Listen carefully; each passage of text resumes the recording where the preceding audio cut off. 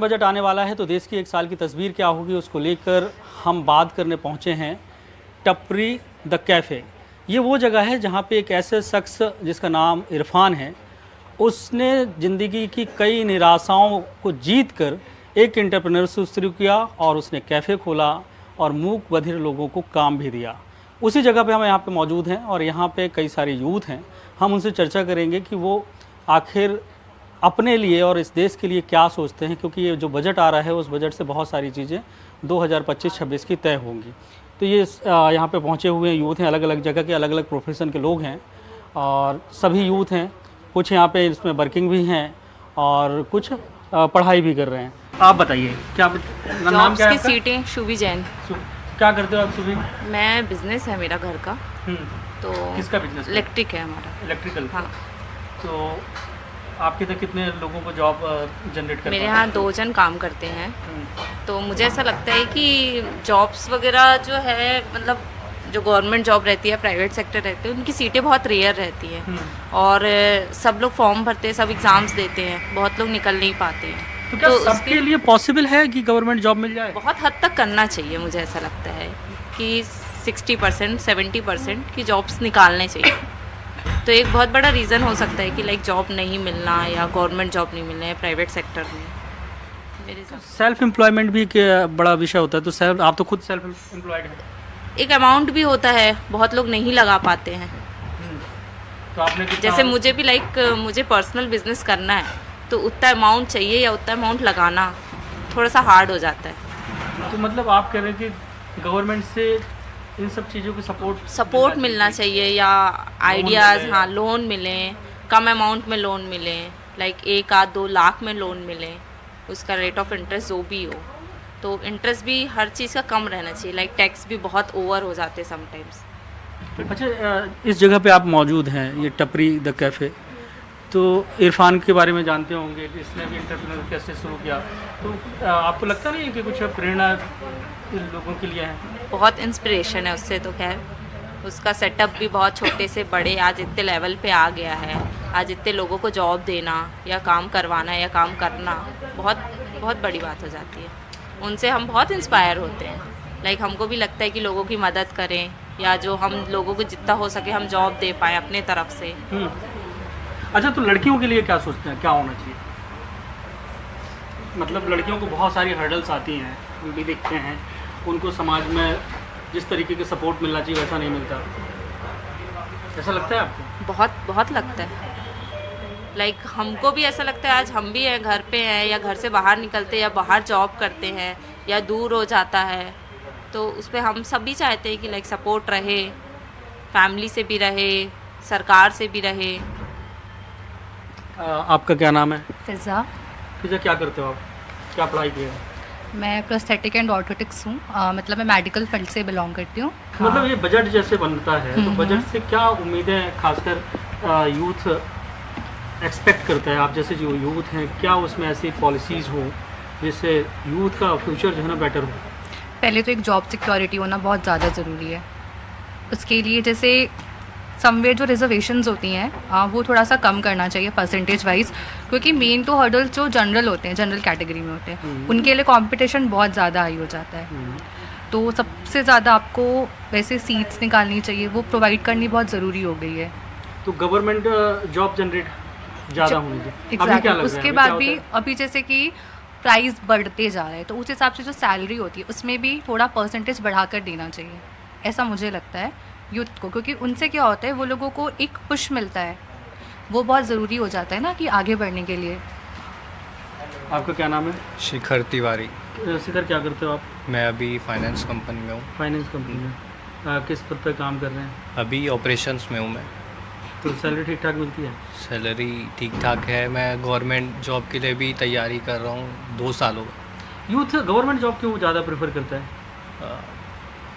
ऐसी क्वालिटी है उसमें कि लोगों को चाहिए ज़्यादा रीज़नेबल ज़िंदगी, फिक्स्ड। नहीं, लोग गवर्नमेंट जॉब मतलब सर्विस गवर्नमेंट जॉब की पसंद करते हैं। सर्विस पसंद इसलिए करते हैं क्योंकि एक्चुअली गवर्नमेंट जॉब ऐसी चीज़ है जो हर कोई चाहता है। हर कोई इसलिए चाहता है। गवर्नमेंट जॉब ऐसा है कि मान के चलो सैलरी मतलब आपकी ऐसे रहेगी, जॉब फिक्स रहेगी, जॉब सिक्योर। हर आदमी ये चाहता है उसकी जॉब सिक्योर रहे।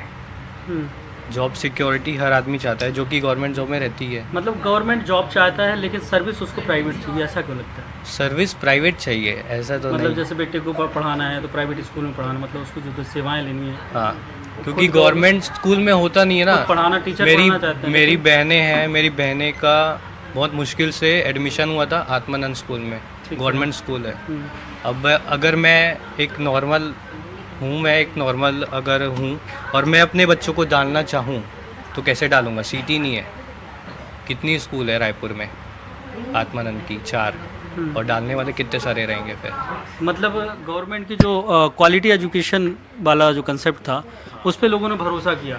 मतलब इसी तरीके से चाहते बजट में ऐसे प्रावधान हो जी जैसे बिल्कुल। बहुत सारे बदलाव। बिल्कुल। क्या क्या चाहते हैं, अगर आपको लगे तो क्या क्या बदलाव हो जाना चाहिए? और भी ऐसे खुलने चाहिए स्कूल्स, हम्म, जैसे ये हो गए, और भी ऐसे खुलने चाहिए।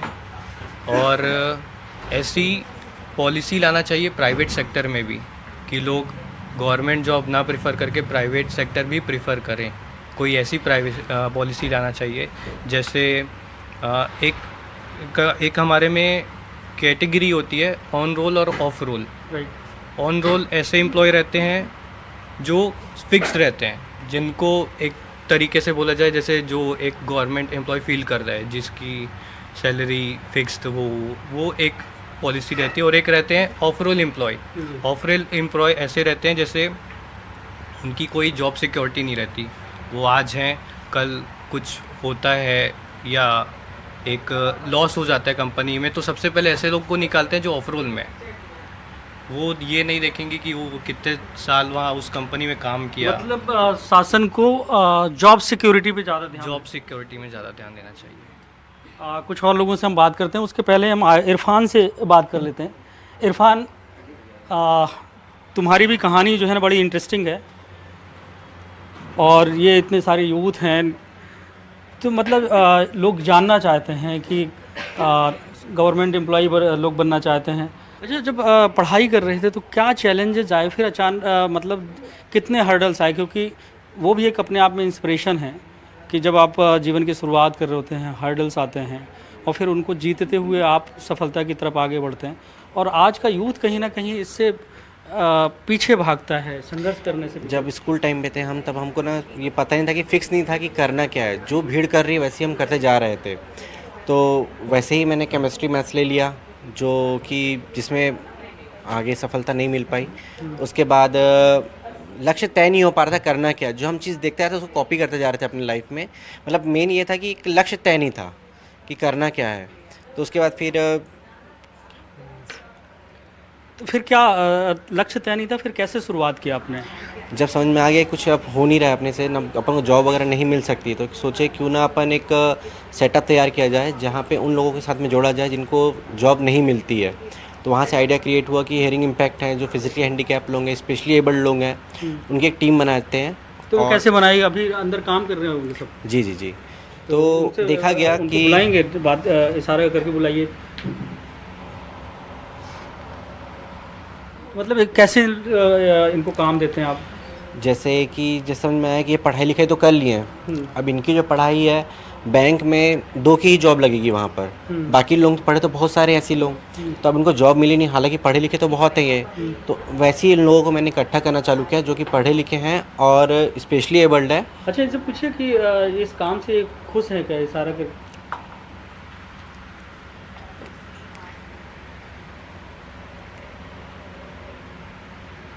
हैप्पी हैं बोल रहे हैं। मतलब हैप्पी? हैप्पी मीन्स ये हैप्पी होता है। जी, मतलब हैप्पी का कैसे इशारा करते ये हैं? हैप्पी हैं। अच्छा, मतलब इनकी सैलरी क्या देते हैं आप? क्योंकि 11,000 के आसपास इनकी सैलरी आती है। कितने लोग अभी एम्प्लॉयड हैं, क्योंकि कोरोना के बाद से स्थितियाँ बदली होंगी? मोर देन 60% मेरे पास स्पेशली एबल्ड लोग हैं। तो आपके हिसाब से अगर देखें तो बजट में क्या होना चाहिए, किस तरीके के प्रावधान हो ताकि लोगों को ज़्यादा से ज़्यादा रोज़गार मिले? सबसे पहले सर कि ऐसा है कि सबके लिए सामान्य एक बजट निकालना चाहिए। जैसे कि स्पेशली एबल्ड लोगों का भी उसमें कोटा जो है, कोटा ना करके उनको भी सामान्य कैटेगरी में ही गिनेंगे। क्योंकि जैसे स्पेशली एबल्ड एक बैंक में 50 लोगों की नौकरी लगनी है, तो उसमें निकालते हैं स्पेशली एबल्ड की 2 ही की लगनी है, तो उनके लिए भी उनकी तादाद ज़्यादा होनी चाहिए वहाँ पर भी काम करने के लिए। और इन लोगों को भी सामने लाना चाहिए कि जैसे कि एक हियरिंग इम्पैक्ट जैसे लोग होते हैं, इनमें सिर्फ एक लैंग्वेज का फ़र्क होता है, बाकी ये पूरा फिजिकली फिट होते हैं, तो इनके लिए भी सोचना चाहिए लोगों को और इनको भी आगे लाना चाहिए। कुछ और लोगों से बात करते फिर आपसे बात करेंगे। मैम आपका क्या नाम है? अंशिका गुप्ता, अंशिका, क्या करते हैं? प्राइवेट सेक्टर में सीनियर काउंसलर हूँ, एडमिशंस एडमिशन मतलब एजुकेशन से? Education sector. तो अब आपको पता होगा कि यूनियन बजट आना है, तो बजट से क्या उम्मीदें करते हैं आप, क्या एक्सपेक्ट करते हैं? बेसिकली सबसे बड़ा तो जो पॉइंट है वो है कैटेगरी, है ना। जैसे मैं खुद जनरल कैटेगरी से बिलोंग करती हूँ, है ना, तो मैंने बहुत बार देखा है जो ST SC OBC कैटेगरी हैं, है ना, उनको काफ़ी जगह पे प्रेफरेंस लेवल पे चीज़ें मिलती है, वो हर सेक्टर में।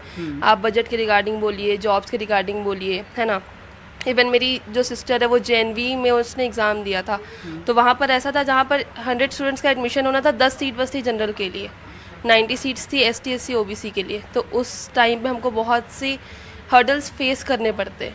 मतलब ये तो आपका कहना है कि सभी को समानता का अवसर मिलना चाहिए। एग्जैक्टली। क्या नाम है आपका? Sir Shrutikshan P. कुमार, currently I am an undergraduate at 3rd year NIT Raipur from civil engineering branch।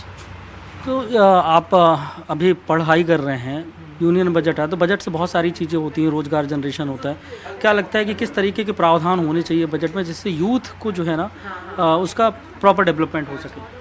Sir देखो, जैसे कि अभी हम लोग NIT में 3rd ईयर में हूँ मैं, तो अभी 4th ईयर के बाद मेरे प्लेसमेंट्स होंगे, तो जो इससे सबसे बड़ा जो बेनिफिट है जो यूथ को मिल सकता है मतलब उससे, वो होती है जॉब्स। तो जैसे कि हम देखते हैं कि जॉब्स में एक टैक्स स्लैब रहता है, तो एक मेरा मानना है कि यदि कोई बंदा, एक बच्चा रिसेंटली जॉब कर रहा है और उसने रिसेंटली जॉब ज्वाइन करी है, तो उसकी टैक्स स्लैब में एक रिलैक्सेशन रहना चाहिए विद इन 5 to 10 ईयर्स का। जैसे कि ये बहुत लोग स्टार्टअप वगैरह कल्चर में इन्वॉल्व रहते हैं, बहुत लोग एंटरप्रेन्योरशिप में ट्राई करते हैं, तो यदि उन लोग को एक रेज मिला है, बेसिक प्लेटफॉर्म उन लोगों ने बनाया है, तो अकॉर्डिंग टू मी बजट में एक ऐसा प्रावधान आना चाहिए कि उनको 5 से 10 साल तक के एक टैक्स में रिलैक्सेशन मिलना चाहिए, जिससे कि वो अपने स्टार्टअप अच्छे से प्रमोट कर पाएँ। क्या आप भी कुछ स्टार्टअप शुरू करना चाह रहे हैं क्या? हाँ, आइडियाज़ तो हैं, मेरे फ्रेंड्स वर्क भी कर रहे हैं उसमें। ताकि it's a service related startup, क्योंकि उसमें जैसे क्या होता है, जैसे कि आप देखते हैं ब्लिंकिट है, कोई भी चीज़ों को आप 10 मिनट में पहुंचा देता है आपके घर तक के, ठीक है। तो सेम अपने पास एक मतलब है कि अब जैसे मेरे को प्लम्बर चाहिए, या फिर मेरे को इलेक्ट्रीशियन चाहिए, या फिर मेरे को कोई भी चीज़ चाहिए, या फिर कोई भी सर्विसमैन चाहिए, मेरे को बार्बर चाहिए। अब यदि मेरे को नहीं जाना है तो वो घर तक के भी तो आ सकता है, तो उसकी चेन तैयार करना चाहिए। हाँ, उसकी चेन तैयार करने का हम लोग वो एक प्रोग्राम डेवलप करने का सोच रहे गवर्नमेंट हैं। से किस तरीके से आप मदद ले सकते हैं, क्या प्रावधान हो ताकि ये आपको जो आपका इनोवेटिव आइडियाज़ है? इनोवेटिव आइडियाज़ ये है इसमें कि यदि जैसे कि मैं फंड रेस किया, ठीक है, कि मैं एक स्टार्टअप किया और उसको एक मान लो एक प्लेटफॉर्म किया, जैसे स्किल वर्क, मैंने प्लेटफॉर्म का नाम रखा। अब मैंने वो आइडिया को पिच किया और मैंने फंड रेस किया, मान लो जैसे मेरे पास आया 1 करोड़ का फंड आया, अब वो मेरे उसमें अकाउंट में आएगा, तो गवर्नमेंट सीधे से बोलेगी कि आपके अकाउंट में इतना आया है तो आप उस पर टैक्स दीजिए, जबकि अभी मैंने कमाया भी नहीं है, वो मेरा एक मतलब जो है वो एक लोन है काइंड ऑफ। मतलब इट कैन बी सेड कि गुड गवर्नेंस भी इम्पोर्टेंट है। गुड गवर्नेंस भी इम्पॉर्टेंट है, और मतलब मैं ये बोल रहा हूँ कि देश में सबसे बड़ा जो प्रॉब्लम रिसेंटली है वो है अनएम्प्लॉयमेंट, और अनएम्प्लॉयमेंट को ओनली टैकल किया जा सकता है एंटरप्रेन्योरशिप और क्रिएटिंग जॉब अपॉर्चुनिटीज़ से।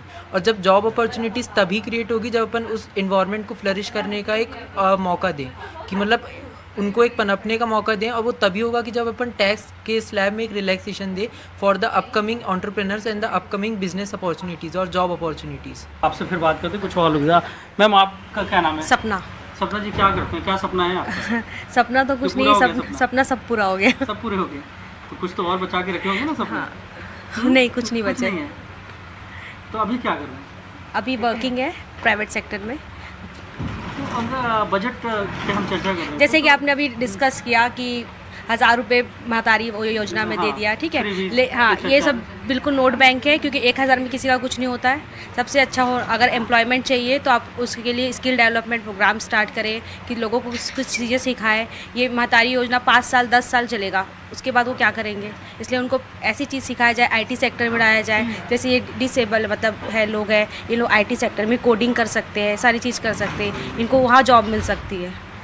तो मतलब आप कह रहे हैं कि जैसे महिलाओं को जो सरकारी योजनाएं फ्री बीज के तौर पर दी जा रही हैं, हालांकि महिला सशक्तिकरण के नाम पे दी जा रही, इसकी जगह पे जो इतना पैसा उनको दिया जाता है, जैसे हर महीने छत्तीसगढ़ गवर्नमेंट 700 करोड़ रुपए लगभग महतारी बंधन में देती है, तो इस पैसे को अगर आप से पूछा जाए तो क्या हो सकता है कि एक महीने में जो 700 करोड़ रुपए दिया जाता है, क्या क्या हो सकता है? उनको कुछ एक्टिविटी सिखाना चाहिए, कुछ ऐसा चीज़ सिखाना चाहिए जिससे वो एंटरप्रेन्योरशिप, छोटा सा स्मॉल स्केल बिजनेस कर सके या कुछ कर सके, उसमें उनका इन्वेस्टमेंट होना चाहिए।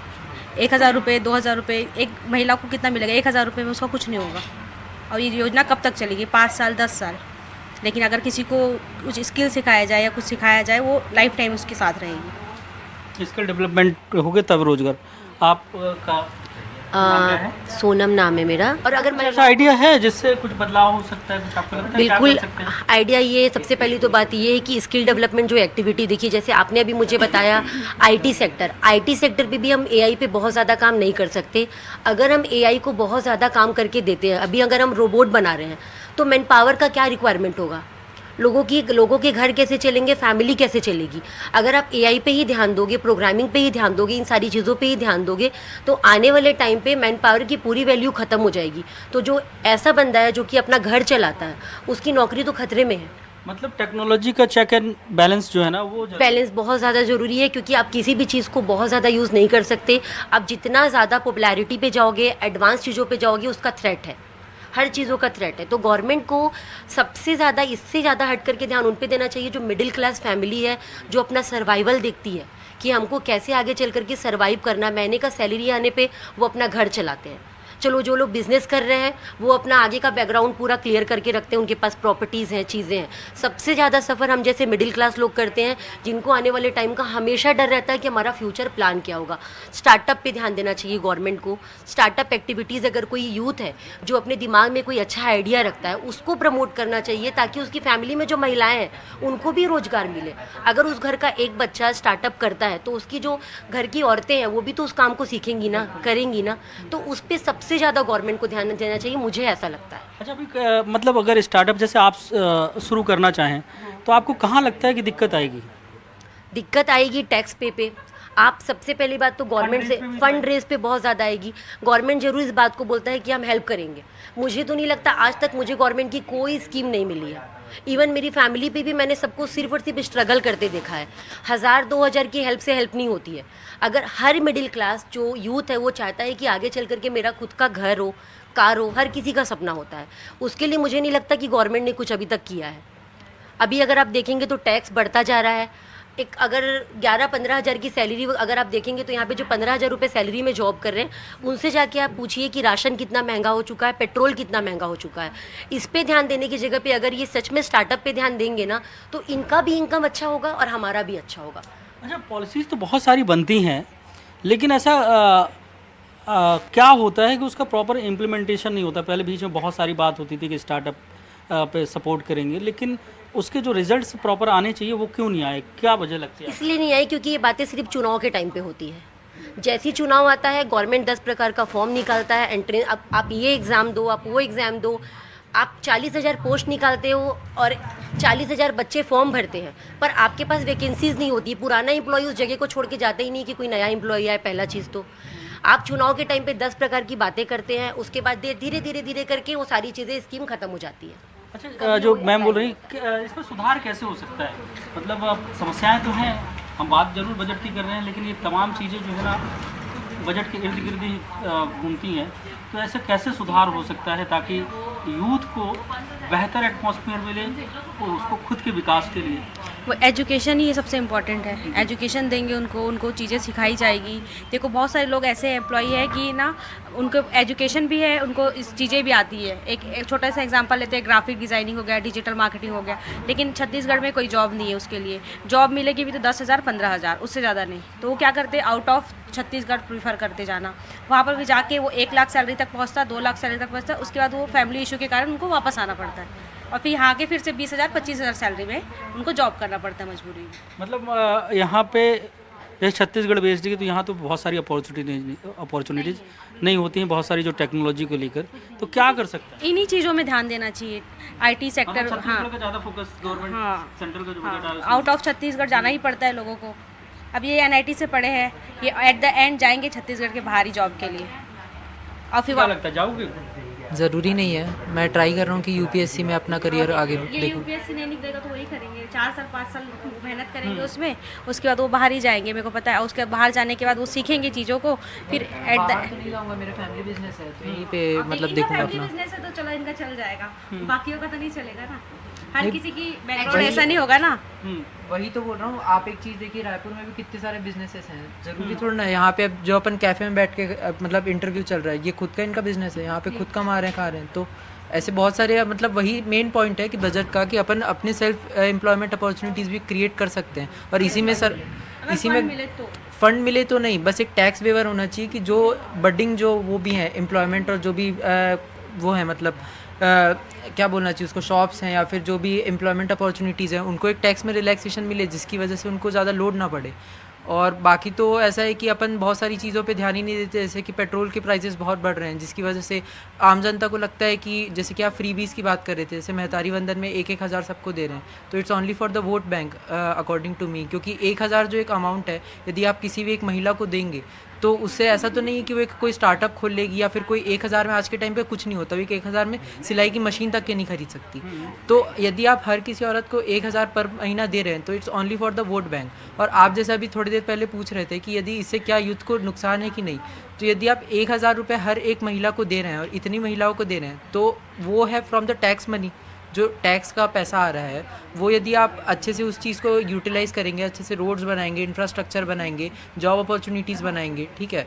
एक मतलब जैसे कि है कि आप देखिए कि अभी रेलवे सेक्टर अपना कोलैप्स कर रहा है, कितनी ज़्यादा उसमें वो है कि मतलब ट्रेन्स कम पड़ जा रही है, बुकिंग इतने इतने महीनों के बाद मिलती है। मतलब यदि अपन को बुकिंग करनी है तो अपन को एडवांस में 1 महीना 1.5 महीना पहले बुक करनी पड़ती है। क्यों? क्योंकि ट्रेन्स कम है, ठीक है। ट्रेन्स क्यों कम है? क्योंकि रेलवे सेक्टर में ज़्यादा अपन ध्यान नहीं दे रहे हैं। तो यदि अपन रेलवे सेक्टर में ज़्यादा ध्यान दें, एजुकेशन सेक्टर में ज़्यादा ध्यान दें, रोड्स और कंस्ट्रक्शन मैनेजमेंट में ज़्यादा ध्यान दें, रैदर देन 1-1 हज़ार रुपये हर किसी औरत को देने से, जिससे कि वो कुछ कर भी नहीं सकती प्रैक्टिकली, ना वो स्टार्टअप अपना कुछ बना सकती है, ना वो 1 हज़ार रुपये से उसको कुछ इतना काम आएगा, तो वो ज़्यादा अकॉर्डिंग टू मी बेनिफिशियल रहेगा नेशन। अच्छा, मैं एक सवाल आपसे पूछूं कि महिलाओं की सुरक्षा को लेकर ये विषय है, क्योंकि इसके लिए भी अगर मान लो फंड एक रखा जाता है कि उनकी सुरक्षा को लेकर, उनके एम्पावरमेंट को लेकर, उनके डेवलपमेंट को लेकर, महिला सुरक्षा। मुझे ये लगता है ये जो 1000 रुपीज़ हम महिलाओं को दे रहे हैं ना, सबसे ज़्यादा तो ऑलमोस्ट उनके हस्बैंड जो होते हैं ड्रिंक करते हैं, सारी चीज़ें करते हैं, वो पैसा तो वही ले लेते हैं। मतलब अभी तक मैं ये देख रही हूँ, अगर आप किसानों के घर में जाके देखेंगे, वो 1000 रुपये मार पीट के अपनी वाइफ से ले रहे हैं और उसका कुछ नहीं हो रहा है। इसीलिए जो मैं उनके साथ बिल्कुल सहमत हूँ, अगर हम स्टार्टअप पे ध्यान देंगे, डेवलप करने पे ध्यान देंगे, तो महिलाओं को वैसे भी काम मिल जाएगा। महिलाओं को घर बैठे भी गवर्नमेंट काम दे सकता है, जिससे उनको भी ये फील ना हो कि हम अंदर से ये फील ना हो कि हमको फ्री का पैसा मिल रहा है जी। कई महिलाएं ऐसा होता है कि जैसे मैं, अगर मुझे कोई 1000 क्या बहुत पैसा भी देगा ना तो मैं नहीं लूँगी, सेल्फ रिस्पेक्ट होता है सबके अंदर। तो मुझे क्या लगता है कि उनको बल्कि ज़्यादा से ज़्यादा ना डेवलप करने में, उनकी फैमिली को डेवलप करने में हेल्प करना चाहिए, क्योंकि उनकी फैमिली में कोई एक भी अगर डेवलप्ड हो जाएगा ना तो उनको उस पैसे की रिक्वायरमेंट नहीं है। जनरली उनके बच्चे क्या करते हैं, इधर उधर गलत कामों में लग रहे हैं, ड्रिंक कर रहे हैं, कोई गलत काम कर रहा है, इधर उधर लग रहा है। आजकल तो आप देख रहे हैं क्राइम कितना बढ़ चुका है। उससे बेटर है कि हम छत्तीसगढ़ की, स्पेशली छत्तीसगढ़ की जो जनता है, उनकी एजुकेशन पे ध्यान दें, प्रॉपरली उनके डेवलपमेंट पे ध्यान दें, नए हॉस्पिटल्स बनाएं जहाँ पे आप, ऑब्वियसली बात है, सिर्फ अब डॉक्टर्स तो होते नहीं है, हॉस्पिटल अगर बनाते हैं तो बहुत सारे लोगों की वर्किंग होती है वहाँ पे अलग अलग सेक्टर में। नए और एजुकेशन सेक्टर बनाएं, गवर्नमेंट और स्कूल्स बनाएं, स्कूल पे ध्यान दें, वहाँ पे बच्चा जाके क्या कर रहा है, टीचर्स को कोई ध्यान नहीं है।